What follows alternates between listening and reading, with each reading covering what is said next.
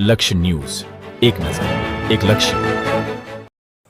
બોટાદ જિલ્લાના રાણપુર ખાતે એકમાત્ર બ્રિજનું અનેક રજૂઆતો બાદ આજે ફાઇનલ ટેસ્ટિંગ કરવામાં આવ્યું. બોટાદ જિલ્લાના રાણપુર શહેર ખાતે ભાદર નદી ઉપર આવેલા પુલનું અનેક રજૂઆતો કરવા બાદ આજે ગાંધીનગરથી બ્રિજ ટેસ્ટિંગ માટે અધિકારીઓ આવ્યા અને જુદી જુદી 2-3 જગ્યાએથી બ્રિજમાંથી લેયર ટેસ્ટિંગ કરવામાં આવ્યા હતા અને બ્રિજને રિપેર કરવા માટે તેમજ નવો બનાવવા માટે બોટાદ જિલ્લાના લક્ષ્ય ન્યૂઝના બ્યુરો ચીફ અજય પરમાર દ્વારા ગુજરાત પ્રદેશ અધ્યક્ષ અને કેન્દ્રીય જળશક્તિ મંત્રી શ્રી CR પાટીલ સાથે ટેલિફોનિક રજૂઆત કરેલ તેમજ સુરેન્દ્રનગર લોકસભાના સાંસદ ચંદુભાઈ શિહોરા સાથે પણ વાતચીત કરી હતી અને ધંધુકા વિધાનસભાના ધારાસભ્ય શ્રી કાળુભાઈ ડાભી સાથે પણ ટેલિફોનિક રજૂઆત કરી અને નેશનલ ડિવિઝનલમાં પણ અનેકવાર રજૂઆત કરવામાં આવેલ, જેના પરિણામે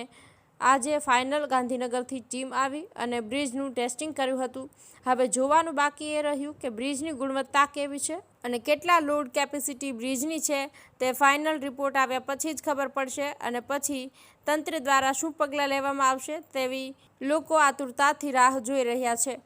અજય પરમાર, રાણપુર.